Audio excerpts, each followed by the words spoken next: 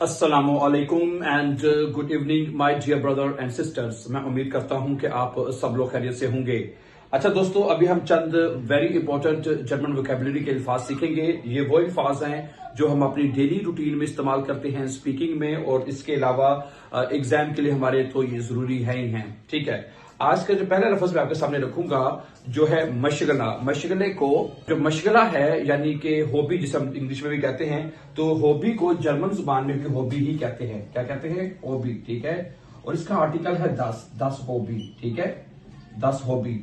Okay, अच्छा मैं कोशिश करूंगा कि हर जुमले को एक या दो जुमलों के, हर लफ्ज को एक या दो जुमलों के साथ एक्सप्लेन किया जाए ताकि आप इसको अच्छी तरह से समझ सके। ठीक है, पहला जुमला है मेरे बहुत से मशागिल हैं, मेरे बहुत सारे हॉबीज हैं। ठीक है, ये बनेगा इशहाब फीले हॉबीज। क्या बनेगा? इशहाब फीले हॉबीज हैं, हॉबीज। मेरे बहुत सारे हॉबीज हैं, मेरे बहुत सारे मशागिल हैं। अच्छा, मेरा मशगला फुटबॉल है, मेरा मशगला फुटबॉल खेलना है। माइन हॉबी इज फुटबॉल है। क्या कहेंगे? माइन हॉबी इज फुटबॉल, कि मेरा जो मशगला है वो फुटबॉल खेलना है। ठीक है, अच्छा आज का दूसरा लफ्ज जो मैं आपके सामने रखना चाहता हूं, ये लफ्ज भी आप बड़ा बोलते हैं, फायरआबंड है। क्या है? फायरआबंड। ये जब आप काम से छुट्टी कर जाते हैं, काम के आप जाने की बात करते हैं, जी हाँ जी मैं अब छुट्टी करने लगा हूं, तो ये लफ्ज आप बोलते हैं फायरआबंड। ठीक है, सबसे पहले मैं इसका लिखेंगे फायर, ये देखें। Okay, fire. ठीक है, उसके बाद abound. Okay, let me complete the spelling. ये आप कह सकते हैं ना, ये दो लफ्जों का मजमुआ है वैसे बेसिकली, क्योंकि आप इसको ऐसे भी पढ़ सकते हैं। ये देखें, पहले आपने पढ़ना है फायर, ठीक है, फायर, और दूसरा आबंड। आबंड क्या होते हैं? शाम को। जरी बात, आप किसी जगह काम पे जाते हैं, सुबह जाते हैं तो शाम को छुट्टी करते हैं ना, तो इस वजह से आप कह सकते हैं कि ये लफ्ज जो है फायरआबंड है, इसको कह सकते हैं। ठीक है, और इसका आर्टिकल भी मैं बताना चाहता हूं, इसका आर्टिकल है देर फायरआबंड है। देर फायरआबंड का मतलब होता है काम के बाद का वक्त ना। अच्छा, इसका जुमला सुने, मेरा काम 6 बजे खत्म होता है। जुमला क्या है? मेरा काम 6 बजे खत्म होता है। इशहाब फायरआबंड um 6 Uhr। क्या जुमला बनेगा? इशहाब, ठीक है जी, इशहाब फायरआबंड। ठीक है, इशहाब फायरआबंड आबंड 6 Uhr। क्या बनेगा जी? 6 Uhr, कि मेरी जो छुट्टी का जो फायरआबंड टाइम है वो 6 बजे का है। ठीक है, अगर आप भी अपना किसी को टाइम बताना चाहते हैं, जी मेरी छुट्टी का टाइम ये है, तो आप ये बता सकते हैं। ठीक है, तो क्या बनेगा? इशहाब फायरआबंड 6 Uhr, मेरी छुट्टी का जो वक्त है वो 6 बजे है। अच्छा, उसके बाद है काम के बाद मैं घर पर जाता हूं। एक जुमला सुने, काम के बाद मैं घर पर जाता हूं। क्या बनेगा? nach dem Feierabend है। क्या बनेगा जुमला जी? nach dem है। ये nach दाटिव प्रेपोजिशन है। मैंने आपको पहले भी बताया था, और इस क्लास में भी आपको बताना जरूरी समझता हूं, कि अगर आपने जर्मन लैंग्वेज का B1 कोर्स पास करना है, ठीक है, ओके, A1 A2 तो बंदा औखा सौखा होकर कर ही लेता है। The main thing you must know the German grammar. Without German grammar, you will not able to pass B1 German course, my dear brothers and sisters. For this purpose, you must learn 4 German cases. What are 4 German cases? 4 German cases are nominative, accusative, dative, and genitive. ये 4 German cases जो हैं, ये आपको सीखने इसके बगैर बहरहाल आप B1 पास नहीं कर सकते। अच्छा, अब सवाल ये है कि ये 4 German cases हम कहां से सीखें? ये हमारे साथ सीखे, और कहां से सीख रहे हैं? हम सिखा रहे हैं। ठीक है, हमारे इसी YouTube के चैनल के ऊपर चले जाएं, वहां पे हमारे इसी YouTube चैनल के ऊपर एक प्ले लिस्ट है, आप वहां पे जा सकते हैं। पे आप चले जाएं, प्ले लिस्ट में उसका नाम भी मैं आपको बता देता हूँ, 100 डेज के नाम से, नोट कर लें इसको, 100 डेज।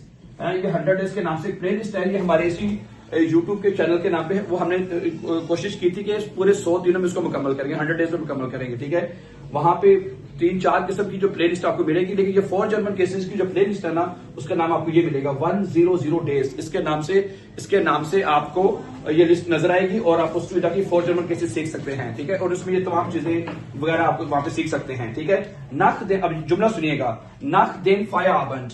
अब देखिए, फायरआबंड का आर्टिकल देर है, देर फायरआबंड, लेकिन डाटिव, अब ये nach चूंकि डाटिव प्रेपोजिशन है, उसकी डाटिव केस में जो देर है वो दे में चेंज होता है। ठीक है, जो बनेगा nach dem Feierabend है, nach dem Feierabend। ठीक है जी, nach dem Feierabend, स्पेलिंग गलत हो रहे हैं जी। nach dem Feierabend gehe ich nach Hause। क्या बनेगा जी? gehe ich nach Hause, कि मैं घर चला जाता हूं, nach Hause। ठीक है, तो क्या बनेगा? nach dem Feierabend gehe ich nach Hause। अभी कुछ मैं मजीद जुमले आपके साथ शेयर करता हूँ। आज का अगला लफ्ज जो मैं आपके साथ शेयर करना चाहता हूँ, वक्फा या ब्रेक, ठीक है, जो आप अक्सर काम के दौरान करते हैं, उसको जर्मन ज़बान में कहते हैं पाउज। क्या कहते हैं? Pause, pause. और इसका आर्टिकल होता है दी पाउज, ठीक है, दी पाउज। अच्छा, जुमला सुने कि मैं एक वक्फा लेता हूं, मैं एक ब्रेक कर रहा हूं, है, इसको आप जर्मन ज़बान में कहेंगे इश माकर। क्या कहेंगे आप? इश माकर आइने पाउज। इश माकर आइने पाउज का मतलब है कि मैं एक वक्फा ले रहा हूं, एक ब्रेक कर रहा हूं। दी पाउज, ये जुमला क्या बनेगा? दी पाउज डाउट, ठीक है, दी पाउज डाउट, ठीक है, 10 मिनूटन। क्या बनेगा? 10 मिनूटन, मिनूटन। ये वक्फा जो है 10 मिनट का होगा। दी पाउजे डाउट 10 मिनूटन है, वक्फा जो है 10 मिनट का होगा। अच्छा, अगला लफ्ज है, अच्छा, जो दबाव है, टेंशन है, उसको जर्मन ज़बान में क्या कहते हैं? उसको जर्मन ज़बान में बोलते हैं स्ट्रेस, है, स्ट्रेस कहते हैं, जो कि नहीं लेना चाहिए कभी भी। इसका आर्टिकल है देयर, देयर स्ट्रेस है, देयर स्ट्रेस, दबाव को कहते हैं। अच्छा, जुमला क्या है जी? कि मुझे काम में बहुत ज्यादा दबाव होता है। ओके, क्या बनेगा? इशहाबे फील स्ट्रेस, इशहाबे फील स्ट्रेस है, मुझे बहुत ज्यादा दबाव होता है, ठीक है। कब होता है जी? काम के दौरान। बाय देयर आर बाइट है, क्या जुमला बनेगा? बाय देयर आर बाइट है, आर बाइट यानी काम के दौरान मुझे बहुत ज्यादा दबाव होता है जी। उसके बाद है शेड्यूल। हाँ, शेड्यूल को जर्मन ज़बान में कहते हैं टर्मीन प्लान, टर्मीन प्लान है। शेड्यूल को जर्मन ज़बान में कहते हैं टर्मीन, एक मिनट है, हम इसी तरह लिखते हैं, ये बनेगा टर्मीन प्लान है। ओके, शेड्यूल को जर्मन ज़बान में कहते हैं टर्मीन प्लान, और इसका आर्टिकल है देयर टर्मीन प्लान, ठीक है।